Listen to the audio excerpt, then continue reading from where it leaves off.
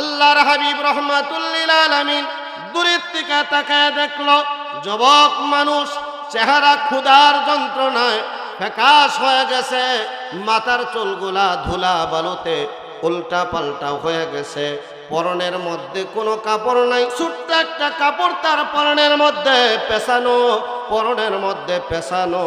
এই যুবকটা আমার নবীর দিকে তাকাইয়া চোখের পানি ছেড়ে ছেড়ে ছেড়ে ছেড়ে আমার নবীর মহব্বতে কাঁদতেছেন। নবী তাকে দেখলেন, উনিও তাকে দেখলেন।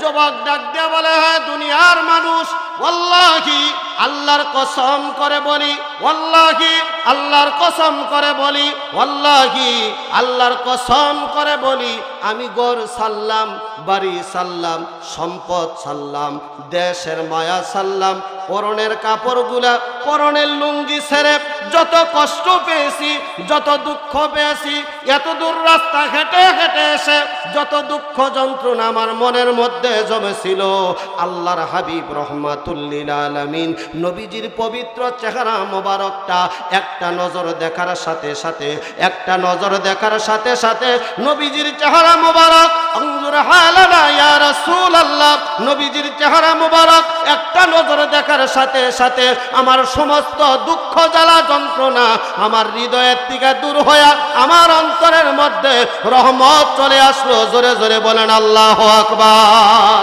মহব্বতে বলেন আল্লাহু আকবার। ও বাবার আমার বন্ধুগণ, আল্লাহর হাবিব রাহমাতুল লিল আলামিন জানাজা সমাপ্ত করলেন। নবীজি জানাজার নামাজ শেষ করার পর আমরা লাশটা নিয়ে যাই কবরের মধ্যে। মানুষ নামে কি নামে না? কবরের মধ্যে মানুষ নামে। কবরের মধ্যে নামার পর ওই কবরের মধ্যে আমরা লাশটাকে আমাদের ভাই বাবাকে আস্তে করে দেই। কবরের মানুষটা আস্তে করে লাশটা ধরে। আল্লাহর নবী সবার আগে যাইয়া কবরের মধ্যে নেমে পড়লেন, কবরের মধ্যে নেমে পড়লেন, কবরের মধ্যে নেমে পড়লেন। নবীজি দূরের থেকে তাকায়া ডাক দিয়া কয়, এ সাহাবীরা তোমাদের ভাইয়ের লাশ একটু যত্ন করে মহব্বত কইরা নিয়ে আইসো, দুনিয়ায় বড় কষ্ট করেছে, দুঃখ করেছে। সাহাবীরা লাশটা ধরলেন, ধীরে ধীরে ধীরে ধীরে নবীজির কাছে নিয়ে আসলেন। আল্লাহর নবী দুইটা হাত বাড়ায়া দিয়া নবীজি তার লাশটা নবীজির বুকের মধ্যে নিলেন। নবীজি লাশটা তার বুকের মধ্যে নিলেন, কবরের মধ্যে নিয়ে আসাইরা নবীজি শোয়াইলেন। আমরা কবরের মধ্যে লাশটা দেওয়ার পর একটা দোয়া পড়ি, বিসমিল্লাহি ওয়া আলা মিল্লাতি রাসূলিল্লাহ। ওই কবরের মধ্যে স্বয়ং রসুল হাজির। নবীজি নিজে তার লাশ মোবারক ধরে কবরের মধ্যে শোয়াইলেন। কবরের মধ্যে শোয়া সাইরা একটা হাত তার সিনার উপরে রাখলেন, আর একটা হাত আসমানের দিকে বাড়ায়া দিয়া ডাক দিয়া কয়, আল্লাহ আমি আমার আব্দুল্লাহর প্রতি রাজি আছি, আল্লাহ তুমি রাজি আছো কিনা।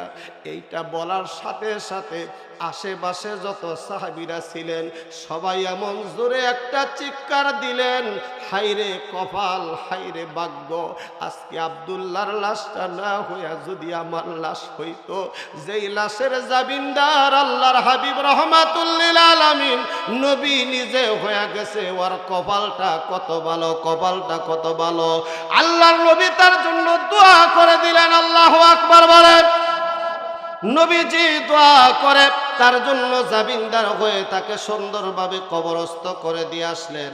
ও বাবার আমার বন্ধুগণ, এই জন্য দুনিয়ার জমিনের ভিতরে তোমার আমার অন্তরের ভিতরে আল্লাহর কোরআনের মহব্বত, রাসূলুল্লাহর মহব্বত যদি থাকে, ইসলামের মহব্বত যদি তোমার আমার অন্তরের মধ্যে থাকে, দ্বীনের ইসলামের ভালোবাসা যদি তোমার আমার ভিতরে থাকে, মানুষত্ব যদি তোমার আমার ভিতরে থাকে, আল্লাহর ইবাদত যদি তোমার আমার ভিতরে থাকে, ওই কবরের মধ্যে রাখার পর মসজিদের হুজুর বলো, এলাকার মুরব্বী বলো, যারা কবরের ভিতরে নামলো, নামার পরে যখন বলা হবে বিসমিল্লাহি ওয়া আলা মিল্লাতি রাসূলিল্লাহ ওয়া আলা মিল্লাতি রাসূলিল্লাহ ওয়া আলা মিল্লাতি রাসূলিল্লাহ, মদিনার থেকে রহমতের নবী, বরকতের নবী ডাক দিয়া কয়, এ উম্মত কবরের মধ্যে যখন রাখা হলো, যখন কবরের মধ্যে রাখা বিসমিল্লাহি ওয়া আলা মিল্লাতি রাসূলিল্লাহ যখন বলল, ও উম্মত তুমি ভয় পাও না, উম্মত তুমি ভয় পাও না, উম্মত তুমি ভয় পাও না, তাকায় দেখো দেখো তোমার কবরের মধ্যে কোনো বন্ধু বান্ধব কেহই নাই,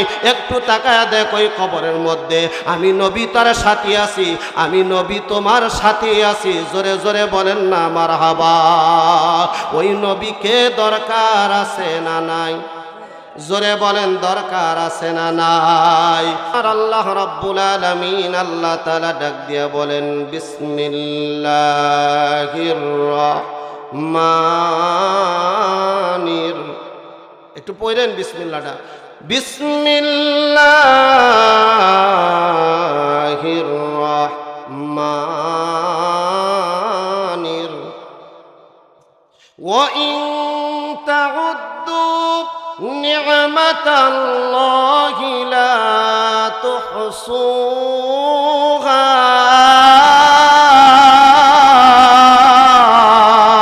আল্লাহু আকবার। আল্লাহ রাব্বুল আলামিন আল্লাহ তাআলা যতগুলা নিয়ামত, সন্তান বলেন, মা বলেন, বাবা বলেন, ঘর বলেন, যাহা কিছু বলেন, এই দুনিয়ার জমিনের ভিতরে যতগুলা নিয়ামত আল্লাহ রাব্বুল আলামিন আল্লাহ তাআলা আমাকে আপনাকে দান করেছেন, সবচাইতে বড় নিয়ামত, নিয়ামতে জিয়াদা, সবচাইতে বড় নিয়ামত হলো আল্লাহ আমাদেরকে ইমানের মতো মহা দৌলত দান করেছেন। আমরা মুসলমান হয়েছি, একটু মহব্বতে বলেন না আলহামদুলিল্লাহ। চিন্তা করেন আমার তরুণ যুবক ভাইয়েরা, যেহেতু মসজিদ এবং যুব সমাজের উদ্যোগে আজকে মাহফিল, যুবকরা যদি ভালো হয়ে যায় আজকে বড় আনন্দ হয়। বহু জায়গার মধ্যে দেখা যায় যুবকেরা বিভিন্ন নাচ গান, বিভিন্ন রকমের আড্ডা, খেলাধুলা, বহু কিছু করে, কিন্তু আজকের এই যুব সমাজেরা এত সুন্দর একটা মাহফিলের আয়োজন করেছেন। আপনারা খুশি থাকেন আর বেজার থাকেন, সকল মানুষগুলা খুশি থাক আর বেজার থাক। এই কোরআনের মাহফিল দেওয়ার কারণে আমার আল্লাহ খুশি, আমার নবী খুশি, আল্লাহ খুশি, নবী খুশি। আল্লাহ রসুল যদি রাজি হয়, কবরে হাসরে মিজানে কোথাও তাহার নাহি বয়। কথা বলেন ঠিক কিনা? তরুণ যুবক ভাইরা, আমার আল্লাহ রাব্বুল আলামিন আল্লাহ তাআলার এই জমিনের ভিতরে ইমানদার, ইমানদার হওয়া, মুসলমান হওয়া কত বড় কঠিন ছিল। চাচা এবং বাতিজা দুইজনে বসে বসে আলাপ আলোচনা করতেছেন, দুইজনে কথা বলতেছেন, কেউ ইমান আনে নাই। বাতিজা ডাক দিয়ে বলতেছে, চাচা গো, এই আরবের ভিতরে একজন মানুষ আসছে শুনছি, আব্দুল্লাহর বেটা মোহাম্মদ, পরিসাল্লাল্লাহু, আব্দুল্লাহর বেটা মোহাম্মদ, ওই ব্যক্তি যে দুনিয়ার জমিনের ভিতরে আসছেন, মোহাম্মদ সম্পর্কে আপনার কি ধারণা? লোকটা ভালো না খারাপ? চাচা ডাক দিয়া কয়, বাতিজা, আমার জানা মতে আসমানের নিচে এই জমিনের উপরে আব্দুল্লাহর বেটা মোহাম্মদের চাইতে ভালো কোনো মানুষ আল্লাহর জমিনে আর নাই, আর নাই। একটু জোরে বলা যাবে কি মারহাবা? এটা কি মুসলমানেরা বলছে না কাফেরে বলছে? যার রবের ভিতরে তার চাইতে ভালো আর কোনো মানুষ নাই। বাতিজা ডাক দিয়া বললেন, চাচা যান, 2 নাম্বার প্রশ্ন, ওই লোকটা যেহেতু ভালো শুনেছি, ওই লোকটা একটা ধর্মের কথা বলেন, একটা দ্বীনের কথা বলেন, ধর্মের একটা বিষয় উনি আলোচনা করেন। উনি নাকি একটা ধর্ম নিয়ে আসছেন, ওনার ধর্মে অনেক মানুষ দীক্ষিত হইতেছে, ওনার ধর্মটা ভালো না খারাপ? চাচাই ডাক দিয়া বলল, বাতিজা কি বলতে চাও? বলেন ওই লোকটার ধর্ম ভালো না খারাপ? চাচাই ডাক দিয়া বলল, বাতিজা, ওই লোকটাও ভালো, ওই লোকটা যেই ধর্ম পালন করতেছেন, মানুষকে বোঝাইতেছেন, ওই ধর্মটাও ভালো, ধর্মটাও ভালো। ইসলাম ধর্ম ভালো না খারাপ? জোরে বলেন। আল্লাহ রাব্বুল আলামিনের এই জমিনের ভিতরে বহু ধর্ম আছে, হিন্দুরা বলে আমাদের ধর্ম সত্য, খ্রিস্টানেরা বলে আমাদের ধর্ম সত্য। সবাই যার যার জমিনের দলিল নিয়ে আসলো। পলাশতলী জামে মসজিদের সামনে যেই জমিটা আছে, এই জমিনটা হলো আমার 100 জন মানুষ দাঁড়ায় গেল। এই 100 জন মানুষের মধ্যে যার কাগজের মধ্যে অরিজিনাল দলিল আছে তারটা ঠিক হবে, আর 1000 মানুষ দাবি করলে যার দলিল নাই তার কথা ঠিক হবে না। কথা বলেন ঠিক কিনা?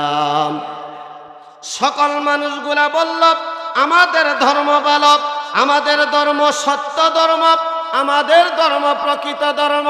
আল্লাহ রাব্বুল আলামিন আল্লাহ তাআলা ডাক দিয়া কয়, দুনিয়ার জমিনের ভিতরে যে যত ধর্মের কথা বললাম, আমি আল্লাহ রাব্বুল আলামিন কোন ধর্মের ভিতরে সিল মারি নাই, আমি আল্লাহ সিগনেচার দেই নাই, আমি আল্লাহ পছন্দ করি নাই। আমি আল্লাহর মনোনীত একটাই ধর্ম, ইন্নাদ-দীনা ইনদাল্লাহিল ইসলাম, ইন্নাদ-দীনা ইনদাল্লাহিল ইসলাম। ইসলাম ইসলাম ইসলাম, জোরে বলা যাবে কি মারহাবা?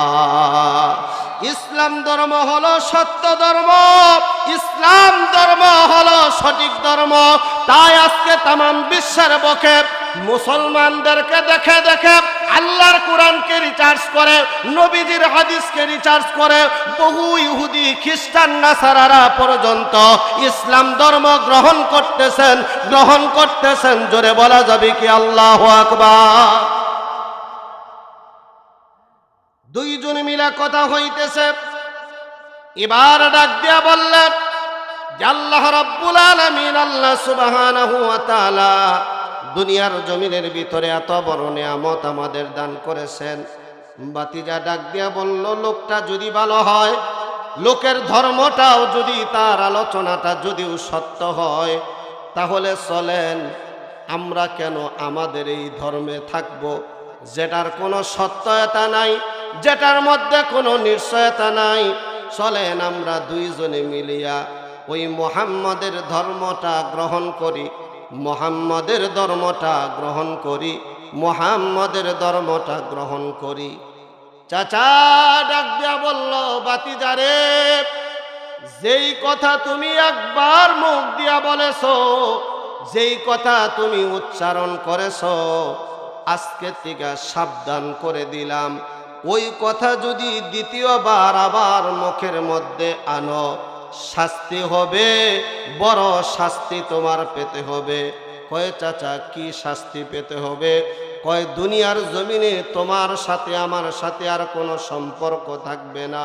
কয় আপনি কি যাবেন না তার ধর্ম গ্রহণ করার জন্য? কয় না, যাব না। কয় তাহলে আপনাকে সাক্ষী রেখে আমি তার ধর্মে এখনই চলে গেলাম। বলেন মারহাবা, তো জোরে বলেন আল্লাহু আকবার। ডাক দিয়া বলল, তাহলে আমি তার ধর্মে চলে গেলাম। চাচা ডাক দিয়া বলল, যুবক দাঁড়াও, বলেন তোমার বাবা দুনিয়ার জমিন থেকে বিদায় হয়ে গেছে, মার এক জায়গার মধ্যে তোমার বিবাহ হয়ে গেছে। এই দুনিয়ার জমিনের ভিতরে গার্জেন বলতে একমাত্র আমি আছি, আর কোনো তোমার গার্জেন নাই।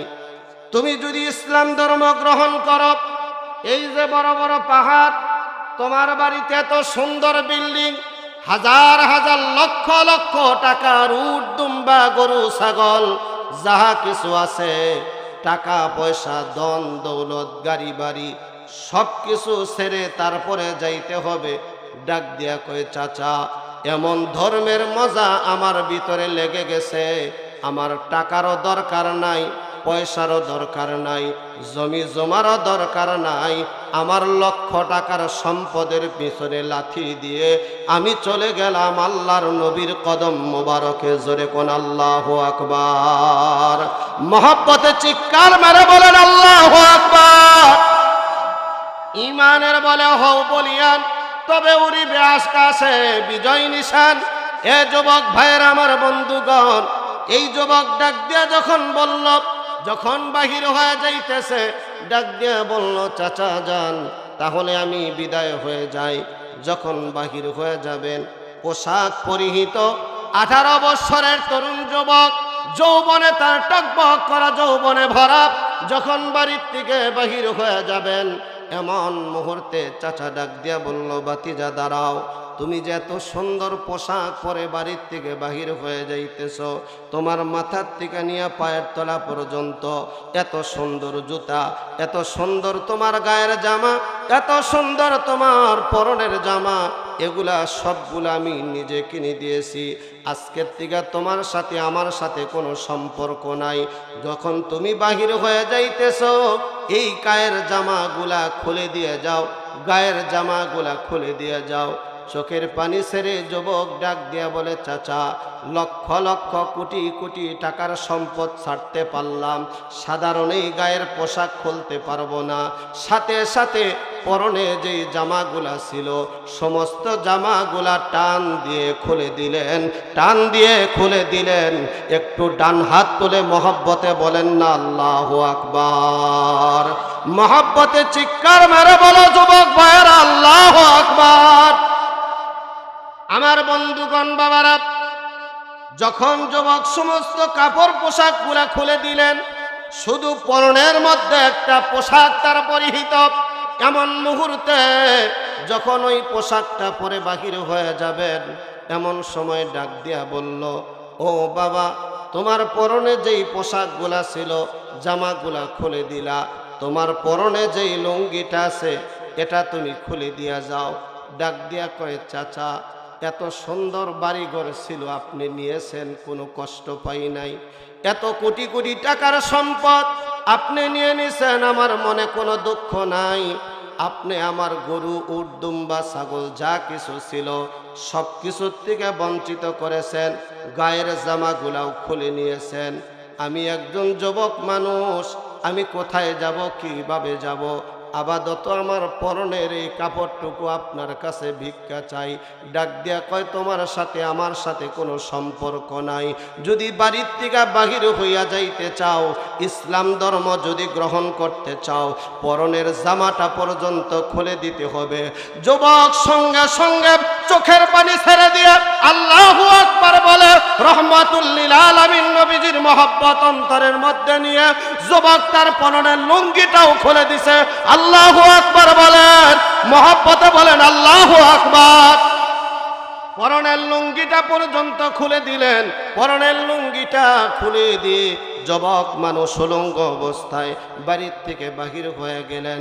বাড়ির থেকে বাহির হইয়া কোথায় যাবে, কোন জায়গার মধ্যে যাবে? বাপ দুনিয়ার জমিনের ভিতরে নাই, বাবার কাছে যাবে। বাবা দুনিয়ার জমিন থেকে বিদায় হয়ে গেছেন, ইন্তেকাল করেছেন। মা আরেক জায়গার মধ্যে বিবাহ হয়ে গেছে, কার কাছে? দুনিয়ার জমিনের ভিতরে যাবে। বাবা মরে গেলে মানুষ মার কাছে যায়, মা মরে গেলে সন্তান বাবার কাছে যায়, বন্ধুর কাছে যায়। কেউ তাকে জায়গা দিবে না, কেউ তাকে টাকা দিবে না, কেউ তাকে পয়সা দিবে না, কেউ তাকে সহযোগিতা করবে না।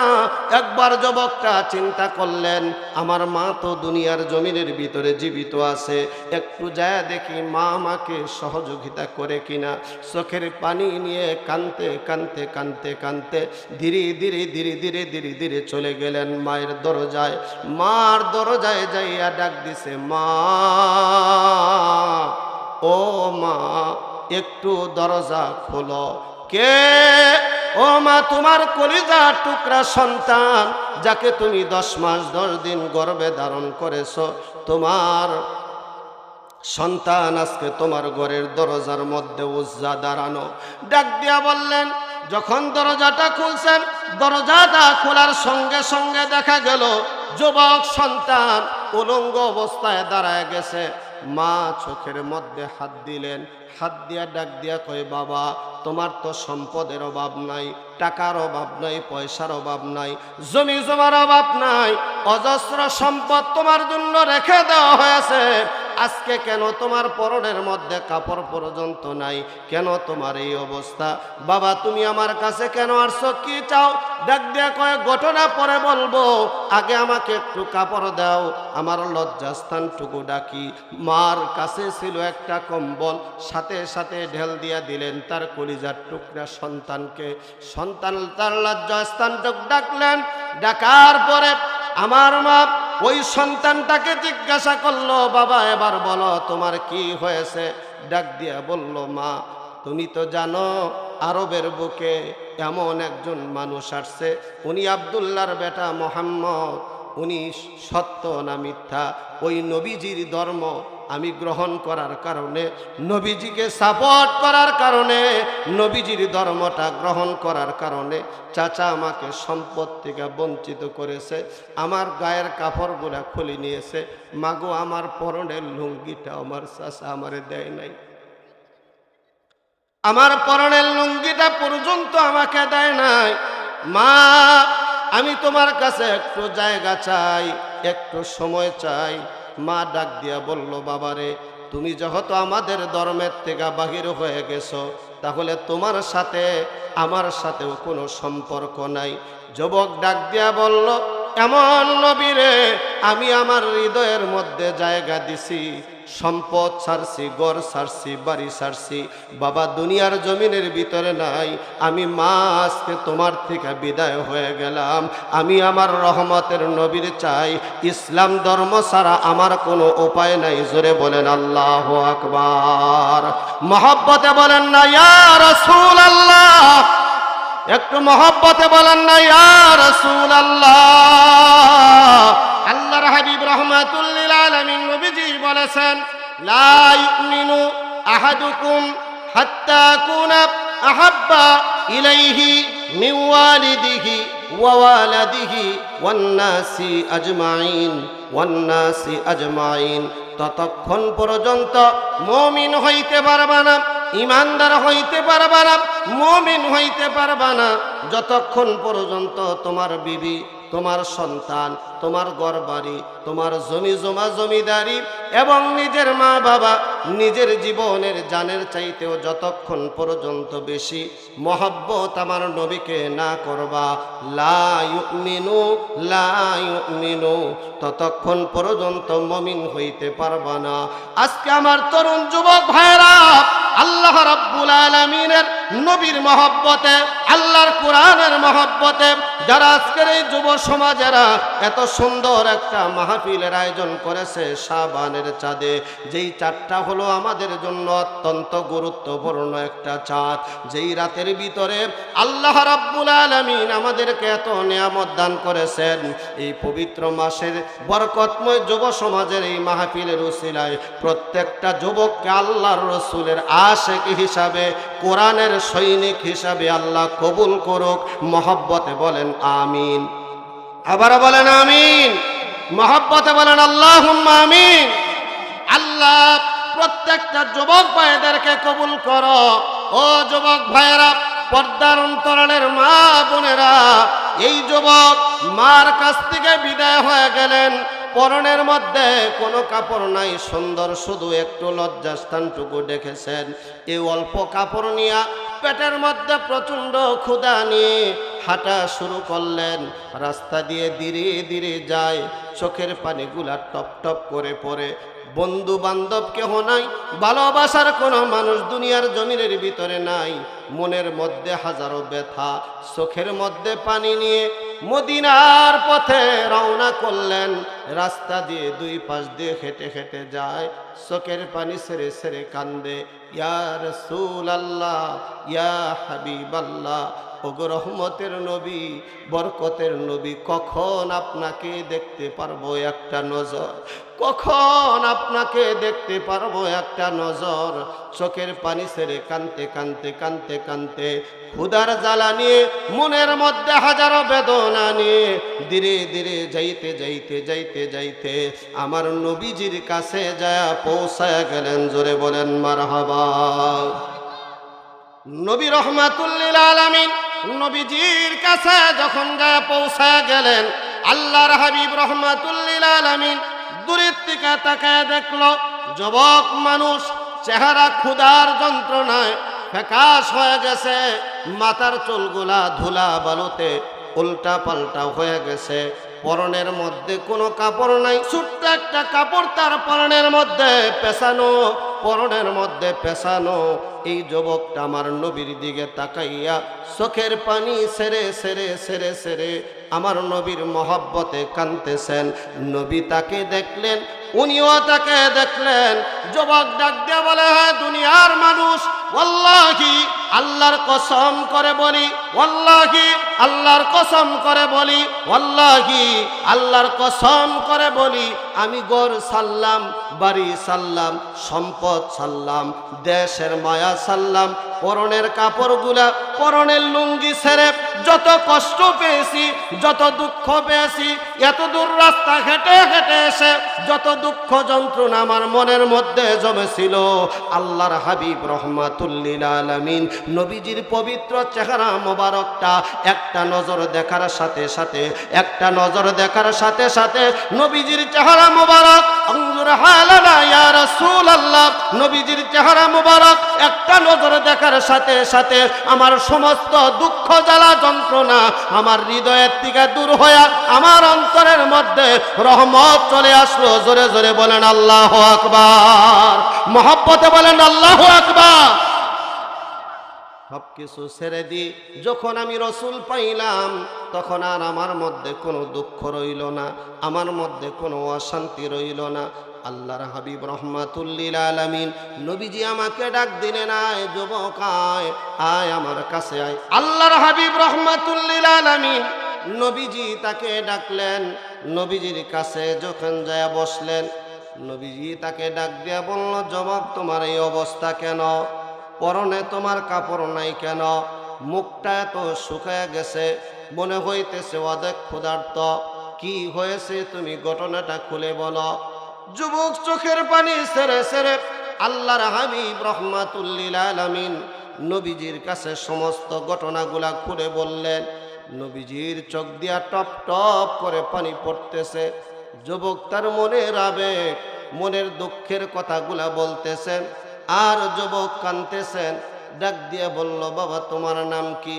বয় আমার নাম হলো উজ্জা। নবী ডাক দিয়ে কয়, আজকের থেকে তোমার নাম আর উজ্জা হবে না, আমার বাবার নাম ছিল আব্দুল্লাহ, আজকের থেকে তোমার নাম হলো আব্দুল্লাহ জুল ওয়াজাদাইন। তুমি দুই টুকরা কম্বলের মালিক। যাও যাও, কালেমা পড়ে দিলেন, মুসলমান হয়ে গেলেন। একটু বলেন না মারহাবা। লা ইলাহা ইল্লাল্লাহু মুহাম্মাদুর রাসূলুল্লাহ সাল্লাল্লাহু আলাইহি ওয়াসাল্লাম। ডাক দিয়া বললেন, ইয়া সাহাবীরা, আসহাবে সুফার মধ্যে তোমরা যারা আছো, এই যুবককে একটু যত্ন করো, তাকে কোরআন শিক্ষা দাও, এলেম শিক্ষা দাও, তাকে জিকির করতে দাও। যুবককে ছেড়ে দিলেন, বসে বসে জিকির করে, আল্লাহ আল্লাহ আল্লাহ আল্লাহ আল্লাহ আল্লাহ আল্লাহ। বসে বসে সকাল থেকে নিয়ে সন্ধ্যা পর্যন্ত এত জোরে জোরে জোরে জোরে জিকির করে, আল্লাহর কোরআন তেলাওয়াত করে, অন্যজনের ঘুম ডিস্টার্ব হয়ে যায়। হযরতে ওমর ফারুক রাদিয়াল্লাহু তাআলা নবীজির কাছে আরজি জানাইলেন, ইয়া রাসূলুল্লাহ, ইয়া হাবিবাল্লাহ, ওগো রহমতের নবী, বরকতের নবী, আপনার সাহাবী যিনি নতুন কালেমা পড়ে মুসলমান হয়েছেন, এত জোরে জোরে জোরে জোরে আল্লাহর কালাম পড়ে, এত জোরে জোরে জিকির করে, যার আওয়াজের কারণে আমরা শান্তি মতো ঘুমাইতে পারি না। আল্লাহর নবী ডাক দিয়া বললেন, এ আমার সাহাবীরা তোমরা শোনো, উনি দুনিয়ার জমিনের ভিতরে ইসলাম ধর্ম গ্রহণ করতে যাইয়া, আল্লাহর কালেমা পড়তে যাইয়া ঘর ছাড়ছে, বাড়ি ছাড়ছে, পরনের লুঙ্গিটা পর্যন্ত খুলে দিছে। মনের মধ্যে বড় জ্বালা যন্ত্রণা, মনের মধ্যে অনেক দুঃখ, মনের মধ্যে অনেক জ্বালা যন্ত্রণা। এই আগুন সাধারণভাবে নিভবে না, তার মনের দুঃখ আর তোমরা কেহ দুঃখ দিও না। ও যেইভাবে পারে সেইভাবে তাকে আল্লাহর জিকির করতে দাও। জোরে কোন মারহাবা। জিকির করতে দাও। আমার বন্ধুগণ, বাবার আমার গভীর মনোযোগ, এই যুবক আল্লাহ রাব্বুল আলামিনের ইবাদত বন্দেগীতে মগ্ন হয়ে গেল। কয়েকদিন পরে আমার ভাইরা সমস্ত সাহাবা আজমাইনদেরকে আল্লাহর হাবিব রাহমাতুল লিল আলামিন নবীজি ডাক দিয়া বললেন, যুদ্ধের দামামা বেজে গেছে, যুদ্ধের ময়দানে যাইতে হবে। কিছু সম্পদের প্রয়োজন, কিছু অর্থের প্রয়োজন, কিছু যুদ্ধের সামানের প্রয়োজন। কে কি আসো তোমরা দিতে থাকো। টাকা পয়সা বহু কিছু দিয়া সাহাবীরা স্তূপ বানায় ফলাইলেন। কেউ 1000 দিলেন, কেউ 2000, কেউ তরবারি দিলেন, কেউ ডাল দিলেন। বিভিন্ন জনে বিভিন্ন কিছু দিয়া মসজিদে নববীর ভিতরে ভরপুর করে দিলেন। আল্লাহর হাবিব রাহমাতুল লিল আলামিন সকলগুলা দেখতেছিলেন। এমন সময় আব্দুল্লাহ জুলওয়াজাদাইন চোখের পানি ছেড়ে ছেড়ে নবীজির কাছে আসছেন। ইয়া রাসূলুল্লাহ, ইয়া হাবিবাল্লাহ, ওগো রহমতের নবী, বরকতের নবী, আজকে আপনি বলেছেন হাজার হাজার সাহাবীরা তাদের মন মতো দান করে আপনাকে খুশি করেছে। ইয়া রাসূলুল্লাহ, এখানে যতগুলা মানুষ দান করেছে সবচাইতে বেশি দান করার যোগ্যতা একটা সময় আমার ছিল, কিন্তু ইয়া রাসূলুল্লাহ, ইসলাম ধর্ম গ্রহণ করতে যাইয়া, আপনাকে পাওয়ার আশায়, আপনাকে পাইতে যাইয়া আমার যে এখন সম্পদ বলতে কোনো কিছুই নাই। ইয়া রাসূলুল্লাহ, আমার একটা জিনিস আছে, একটা সম্পদ আছে, আপনি নিবেননি? নবীজি ডাক দিয়া কয়, তুমি না বললা কোনো সম্পদ নাই, আবার একটা সম্পদ তোমার কি আছে? ডাক দিয়া কয়, ইয়া রাসূলুল্লাহ, ইয়া হাবিবাল্লাহ, নবী গো, ওই সম্পদটা হলো আমার জীবনটা তো আছে। আপনি যদি নেন, এই গোলামের জীবন জানি ইসলামের জন্য কুরবান হয়ে যায়। আপনি একটু দোয়া করেন, সবাই তো মাল দিল, ধন দিল, আমি জানি এই যুদ্ধের ময়দানে যাইয়া আমার জীবনটা কুরবানি করে দিতে পারি। নবীজি চোখের পানি ছেড়ে দিলেন। গাছের একটা বাকল নিয়ে নবীজি দোয়া করলেন আল্লাহ রাব্বুল আলামিনের দরবারে, আয় আল্লাহ, আমার আব্দুল্লাহ দুনিয়ার জমিনের ভিতরে কাফেরদের জন্য তার রক্তকে হারাম করে দিলাম। যুদ্ধের ময়দানে কোনো কাফের জানি তাকে শহীদ করতে না পারে। চিৎকার মেরে ডাক দিয়া কই, ইয়া রাসূলুল্লাহ, ইয়া হাবিবাল্লাহ, আমি চাইলাম আমি যেন যুদ্ধের ময়দানে শহীদ হয়ে যাই, আমার জীবনটা দিতে পারি, আর আপনি বললেন আমাকে যেন কাফেররা মারতে না পারে। ইয়া রাসূলুল্লাহ, ইয়া হাবিবাল্লাহ, আমি কি শহীদের মর্যাদা পাবো না? আল্লাহর নবী ডাক দিয়া বললেন, যেই যুদ্ধ তুমি করেছ এর চাইতে বড় যুদ্ধ আর হইতে পারে না, ঠিক কিনা? এর চাইতে বড় যুদ্ধ হইতে পারে না। নফসের সাথে জিহাদে আকবর তুমি করেছ, আমি তোমার জন্য দোয়া করে দিলাম। এখন যদি তুমি সাধারণ মৃত্যু ঘরের মধ্যে করো, আল্লাহ রাব্বুল আলামিন আল্লাহ তাআলা তোমাকে শহীদের মর্যাদা দান করবেন। বন্ধুগণ, লম্বা আলোচনা, অনেক লম্বা ঘটনা, এত সময় নেওয়া যাবে না, সময় আমার সংক্ষিপ্ত শেষ। আল্লাহ রাব্বুল আলামিনের হাবিব সাহাবীদেরকে নিয়ে চলে গেলেন, যুদ্ধ হয়ে গেল। এক পর্যায়ে নবীজির কাছে খবর আসলেন, ইয়া রাসূলুল্লাহ, ইয়া হাবিবাল্লাহ, আপনার আব্দুল্লাহর গায়ের মধ্যে প্রচন্ড জ্বর হয়েছে, প্রচন্ড অসুস্থ দুনিয়ার জমিনের ভিতরে।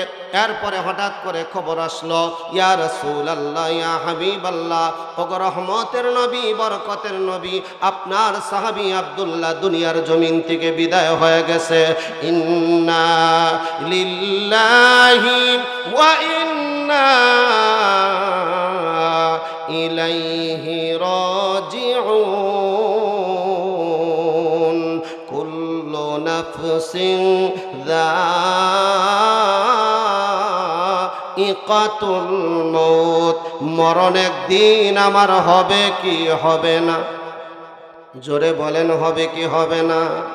আমার মরণের কতদিন বাকি আমি জানিলাম না গো আল্লাহ, মরণের কতদিন বাকি বলেন, মরণের কতদিন বাকি আমি জানিলাম না গো আল্লাহ, মরণের কতদিন।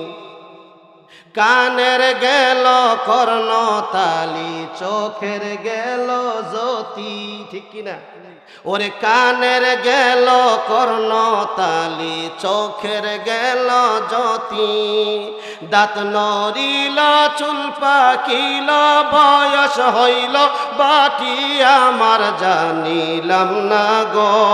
আল্লাহ মরণের কত দিন বাকি বলেন, মরণের কত দিন বাকি আমি জানিলাম না গো।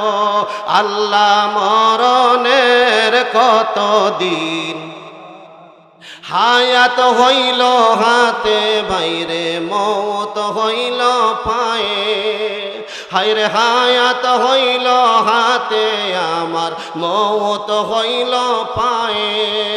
যে জায়গায় যার মরণ লেখা, সে জায়গায় সে মরে আমি জানিলাম না গো। আল্লাহ মরণের কত দিন বাকি বলেন, মরণের কত দিন বাকি আমি জানিলাম না গো। আল্লাহ মরণের কত দিন, আজরাইল আসিয়া আমার হস্তে দিবে দড়ি, ধরবে কি ধরবে না? ওরে আজরাইল আসিয়া আমার হাতে দিবে দড়ি, তখন আমার মনাবাই করবা লুকালুকি আমি জানিলাম না গো। আল্লাহ মরণের কত দিন বাকি আমার, মরণের কত দিন বাকি আমি জানিলাম না গো। আল্লাহ মরণের কত দিন বাকি। মরা লাগবে কি লাগবে না? জোরে বলেন, লাগবে কি লাগবে? নবীজির কাছে খবর আসলো, ইয়া রাসূলুল্লাহ, ইয়া হাবিবাল্লাহ, আপনার সাহাবী দুনিয়ার জমিন থেকে ইন্তেকাল করেছেন। নবী ডাক দিয়া কয়, সাহাবীরা রে, আমার আব্দুল্লাহ রে সুন্দর করে গোসল করাও, কাফনের কাপড় পরাও, আমি নবী নিজে তার জানাজা আদায় করব। জোরে বলেন মারহাবা। সাহাবীরা গোসল করাইলেন। মানুষ মারা গেলে গোসল করাইয়া, কাফনের কাপড় পরাইয়া, নিজের আপন যদি থাকে তারে দিয়া জানাজা করায় হয়। যদি কোনো মুরব্বী হক্কানি আলেম থাকে, বুজুর্গ ব্যক্তি থাকে, তাকে দিয়া জানাজা করানো হয়। আল্লাহর হাবিব রাহমাতুল লিল আলামিন নবীজির কথায় সুন্দর করে তাকে গোসল করানো হলো, কাফনের কাপড় পরানো হলো। সাহাবীরা দলবদ্ধ হয়ে দাঁড়ায় গেলেন। আল্লাহর হাবিব রাহমাতুল লিল আলামিন নবীজি সাল্লাল্লাহু আলাইহি ওয়াসাল্লাম, আমার নবীজি ডাক দিয়া বললেন, সাহাবীরা রে, সমস্ত সাহাবীরা দাঁড়ায় গেলেন। জানাজার প্রস্তুতি হয়ে গেল, জানাজার প্রস্তুত হয়ে গেলেন, লাইনের ভিতরে দাঁড়ায় গেলেন। আল্লাহর হাবিব রাহমাতুল লিল আলামিন নবীজি, আমার রহমতের নবী, বরকতের নবী, জানাজার ইমামতের জন্য দাঁড়ায় গেলেন। জোরে বলেন মারহাবা। একটু চিৎকার মেরে বলেন আল্লাহু আকবার। আল্লাহর হাবিব রাহমাতুল লিল আলামিন, রহমতের নবী, বরকতের নবী, জানাজার ইমামতির জন্য দাঁড়ায় গেলেন। জানাজার নামাজ আদায় করার জন্য যখন দাঁড়ায় গেলেন, 4 তাকবীরে জানাজার নামাজ আদায় হয়ে গেল। আমার ভাইয়ের, আমার বন্ধুগণ, প্রত্যেকটা মানুষ দুনিয়ার জমিনের ভিতরে আমরা যারা নামাজ পড়ি, ফজর, জোহর, আসর, মাগরিব, এশা, 5 ওয়াক্ত নামাজের আজান আছে না নাই? জোরে বলেন বাবা, আছে না নাই? জানাজার নামাজের আজান আছে নাই? জানাজার নামাজেরও আজান আছে, জানাজার নামাজের আজান আছে। আমার ভাইজান ধরতে পেরেছে আজানটা কখন হয়? যখন আমি আপনি জন্মগ্রহণ করেছি, নামাজ পড়ার আগে প্রথমে হয় আজান, পরে হয় একামত। নাকি ভুল বললাম? আগে হয় আজান, পরে হয় একামত। যখন দুনিয়ার জমিনের ভিতরে জন্মগ্রহণ করেছি, আমার আপনার ডান কানে দেওয়া হয়েছে আজান, বাম কানে হয়েছে একামত। আজান হয়ে গেল, নামাজের প্রস্তুতি নিল। যখন একামত হয়ে যায়, ইমাম সাহেব মাঝখানে কয়েক সেকেন্ড সময় দেরি করে, এরপরে আল্লাহু আকবার বলে নিয়ত করে নামাজ শুরু করে দেয়, ঠিক কিনা? তাফসীর কারগণ বলেছেন দুনিয়ার মানুষ আখিরাতের জিন্দেগির তুলনায় তোমার আমার জিন্দেগি কতটুকু।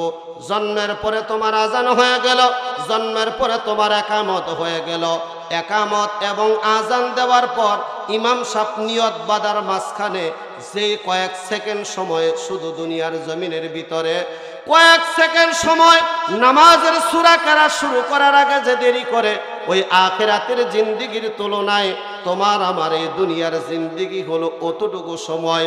এই কয়েক সেকেন্ড সময় নিয়া বাহাদুরি আছে না না? কথা বলেন, আছে না না? হাইরে গরম আর হাইরে তাপ, এই গরমের চোটে আটে না। আহারে আমাদের হায়াত তো মাত্র 60 থেকে নিয়ে 70 বছর। এমনও মানুষ দুনিয়ার জমিনের ভিতরে ছিল আল্লাহ যাদের হাজার হাজার বছর হায়াত দিয়েছিলেন। এই তামাম পৃথিবীটা 4 জন মানুষ বাদশাহী করেছেন, সারা দুনিয়ার বাদশাহ সরকার তারা ছিল। সুবহানাল্লাহ বলেন, আরো জোরে বলেন মারহাবা। এর মধ্যে 2 জন হলো কাফের, 2 জন হলো মুসলমান। মুসলমানদের মধ্যে একজন হলো সুলাইমান পয়গম্বর, 2 জন হলো যুলকারনাইন। এরা সারা দুনিয়াটা সোয়ার করেছেন। কিতাবের ভিতরে লেখছে হযরতে যুলকারনাইন আল্লাহ তাআলা যাকে 1600 বছর হায়াত আমার আল্লাহ দিয়েছিলেন। কোন সুবহানাল্লাহ। এই 1600 বছর হায়াত পাওয়ার পরে সে আছে না গেছে? জোরে বলেন, আছে? কথা কোন আছে? সেও নাই। তামাম পৃথিবীর বাদশাহী করতেন সুলাইমান আলাইহিস সালাতু ওয়াস সালাম, তিনিও নাই। নমরুদ সারা দুনিয়ার বাদশাহ ছিলেন, সারা দুনিয়ার বাদশাহ হইয়াও এর মন বড়ল না। এরপরে উনি কয় আমি আল্লাহরে মাইরা ফালামু, নাউজুবিল্লাহ। কোন ওই দিকে আমি যাব না, ঘোষণা করে দিল আনা রাব্বুকুমুল আলা, আমি হইলাম সবচাইতে বড় খোদা। কোন নাউজুবিল্লাহ। সেও দুনিয়ার জমিন থেকে বিদায় হয়ে গেছে। আমার আপনার মরতে হবে কি হবে না? জোরে বলেন, মরতে হবে কি হবে না? 2 দিন আগে পরে সবাই আমরা দুনিয়ার জমিনটা ছেড়ে দিব। ও বাবার আমার বন্ধুগণ, আল্লাহর হাবিব রাহমাতুল লিল আলামিন জানাজা সমাপ্ত করলেন। নবীজি জানাজার নামাজ শেষ করার পর আমরা লাশটা নিয়ে যাই কবরের মধ্যে। মানুষ নামে কি নামে না? কবরের মধ্যে মানুষ নামে। কবরের মধ্যে নামার পর ওই কবরের মধ্যে আমরা লাশটাকে আমাদের ভাই বাবাকে আস্তে করে দেই। কবরের মানুষটা আস্তে করে লাশটা ধরে। আল্লাহর নবী সবার আগে যাইয়া কবরের মধ্যে নেমে পড়লেন, কবরের মধ্যে নেমে পড়লেন, কবরের মধ্যে নেমে পড়লেন। নবীজি দূরের থেকে তাকায়া ডাক দিয়া কয়, এ সাহাবীরা, তোমাদের ভাইয়ের লাশ একটু যত্ন করে মহব্বত কইরা নিয়ে আইসো। দুনিয়ায় বড় কষ্ট করেছে, দুঃখ করেছে।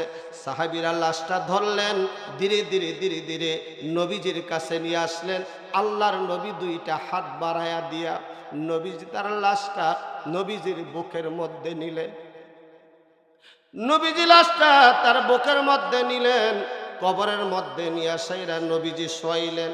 আমরা কবরের মধ্যে লাশটা দেওয়ার পর একটা দোয়া পড়ি, বিসমিল্লাহি ওয়া আলা মিল্লাতি রাসূলিল্লাহ। ওই কবরের মধ্যে স্বয়ং রসুল হাজির। নবীজি নিজে তার লাশ মোবারক ধরে কবরের মধ্যে শোয়াইলেন। কবরের মধ্যে শোয়া সাইরা একটা হাত তার সিনার উপরে রাখলেন, আর একটা হাত আসমানের দিকে বাড়ায়া দিয়া ডাক দিয়া কয়, আল্লাহ, আমি আমার আব্দুল্লাহর প্রতি রাজি আছি। আল্লাহ, তুমি রাজি আছো কিনা?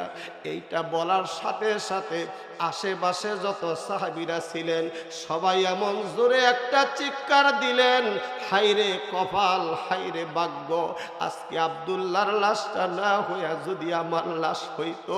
যেই লাশের জামিনদার আল্লাহর হাবিব রাহমাতুল লিল আলামিন নবী নিজে হয়ে গেছে, ওর কপালটা কত ভালো, কপালটা কত ভালো। আল্লাহর নবী তার জন্য দোয়া করে দিলেন। আল্লাহু আকবার বলেন।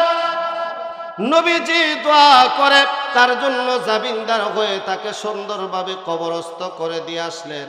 ও বাবার আমার বন্ধুগণ, এই জন্য দুনিয়ার জমিনের ভিতরে তোমার আমার অন্তরের ভিতরে আল্লাহর কোরআনের মহব্বত, রসুলুল্লাহর মহব্বত যদি থাকে, ইসলামের মহব্বত যদি তোমার আমার অন্তরের মধ্যে থাকে, দ্বীনে ইসলামের ভালোবাসা যদি তোমার আমার ভিতরে থাকে, মানুষত্ব যদি তোমার আমার ভিতরে থাকে, আল্লাহর ইবাদত যদি তোমার আমার ভিতরে থাকে, ওই কবরের মধ্যে রাখার পর মসজিদের হুজুর বলো, এলাকার মুরব্বী বলো, যারা কবরের ভিতরে নামলো, নামার পরে যখন বলা হবে বিসমিল্লাহি ওয়ালা মিল্লাতি রাসূলিল্লাহ ওয়ালা মিল্লাতি রাসূলিল্লাহ ওয়ালা মিল্লাতি রাসূলিল্লাহ, মদিনা থেকে রহমতের নবী বরকতের নবী ডাক দিয়া কয়, এ উম্মত কবরের মধ্যে যখন রাখা হলো, যখন কবরের মধ্যে রাখা বিসমিল্লাহি ওয়ালা মিল্লাতি রাসূলিল্লাহ যখন বলল, ও উম্মত তুমি ভয় পাও না, উম্মত তুমি ভয় পাও না, উম্মত তুমি ভয় পাও না, তাকায়া দেখো তোমার কবরের মধ্যে কোনো বন্ধু বান্ধব কেহই নাই,